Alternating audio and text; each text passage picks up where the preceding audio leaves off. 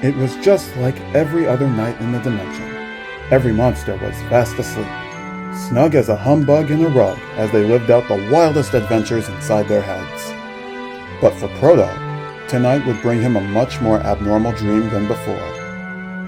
He awoke to a land high up in the sky, the clouds below him looking like cotton candy with a soft, almost pillowy texture.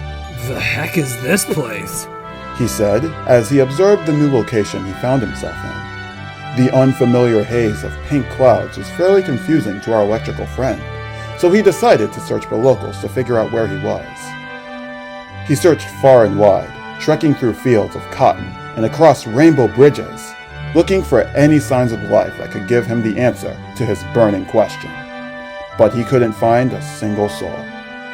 As Proto adventured forward, he couldn't shake this feeling that had grown in his mind ever since he ended up here. Something about this place feels off. It feels all too real to be a dream, he said to himself as anxiety sparked inside his body.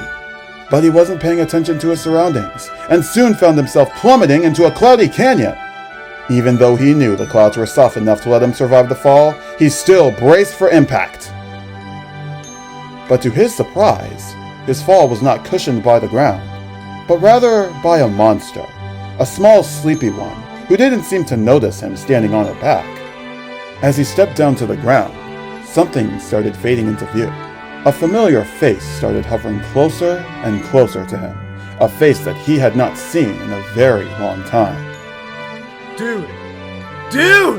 Where have you been? I haven't seen you in a millennia! He said, even though it hasn't been that long. I was so worried that you had died! How the f*** did you survive that whole conundrum? While Proto's old friend was screaming at him in both excitement and bewilderment, the monster that he had landed on earlier spoke up. Can you please simmer down?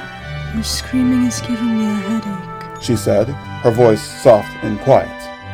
The two monsters just looked at each other as she nestled back into a comfortable position. They just walked off asking questions to each other about their current situation. And soon, while Proto didn't know it, he would make a bunch of new unexpected friends on this island and live happily ever after.